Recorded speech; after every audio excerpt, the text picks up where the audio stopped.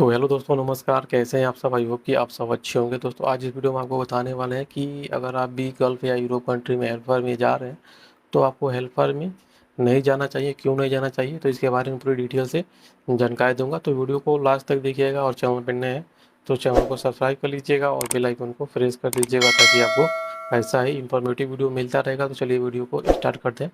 तो दोस्तों अगर आप भी गल्फ़ या यूरोप कंट्री में हेल्पर में जाने के लिए सोच रहे हैं तो दोस्तों ये आप बिल्कुल गलत सोच रहे हैं। दोस्तों आपको गल्फ़ या यूरोप कंट्री में हेल्पर में नहीं जाना चाहिए। तो क्यों नहीं जाना चाहिए? तो दोस्तों इसके पीछे बहुत से ऐसे रीज़न है कि आपको क्यों नहीं जाना चाहिए।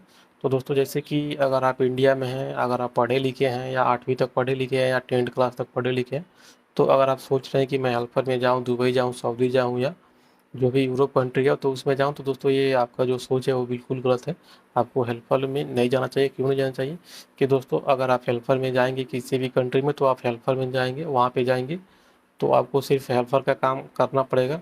उसके बाद से दोस्तों आपको सैलरी भी आपकी जो होगी वो कम लगेगी और आपको जो कंपनी में जो भी वर्कर्स होंगे, जो ट्रेड वाले जो आपको बोलेंगे वो आपको काम करना पड़ेगा। ऐसा नहीं कि आप वहाँ पे जाके बोलेंगे कि मैं हेल्पर में आया हूँ लेकिन मैं पढ़ा लिखा हूँ, ये काम नहीं कर सकता हूँ।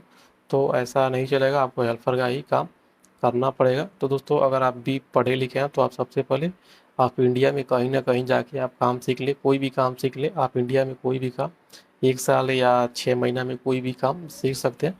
तो दोस्तों जब आप काम सीख के जाएंगे किसी ट्रेड में तो आपकी सैलरी भी अच्छी मिलेगी और कंपनी में रिस्पेक्ट भी मिलेगा। आपको टेंशन भी नहीं रहेगा कि मैं हेल्पर में आया हूँ तो मुझे ये काम करना पड़ेगा, वो काम करना पड़ेगा।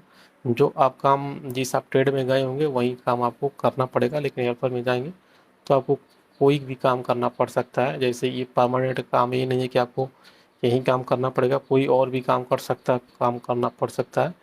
तो इसलिए आपको कभी भी हेल्पर में नहीं जाना चाहिए, चाहे वो यूरोप हो या चाहे इंडिया में हो। तो आप ये भी आपके दिमाग में एक क्वेश्चन आ रहा होगा कि मैं यूरोप में हेल्पर में जाऊंगा तो ज़्यादा पैसा कमाऊंगा। तो दोस्तों आप ये समझिए कि अगर आप यूरोप में अगर जाते हैं हेल्पर में तो 30 से 35 हज़ार रुपये महीना कमा लेते हैं।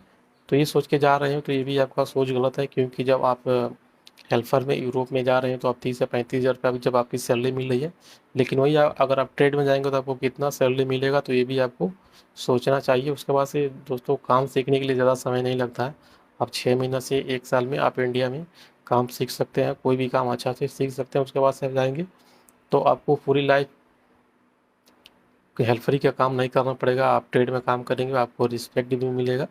तो दोस्तों मैं ये नहीं कहता हूँ कि आप हेल्पर में ना जाएं, आप हेल्पर में जाएं, लेकिन जिनके पास बहुत मजबूरी है वो लोग ही जाएं, या जो पढ़े लिखे नहीं हैं वो काम नहीं सीख सकते हैं वो लोग जाएं। लेकिन अगर आप पढ़े लिखे हैं या आप एक बार भी ट्राई नहीं किए हैं काम सीखने के लिए तो आप इस तरीके से जाएंगे तो ये सही नहीं होगा, क्योंकि आपको वहाँ पे जाके हेल्पर का ही काम करना पड़ेगा।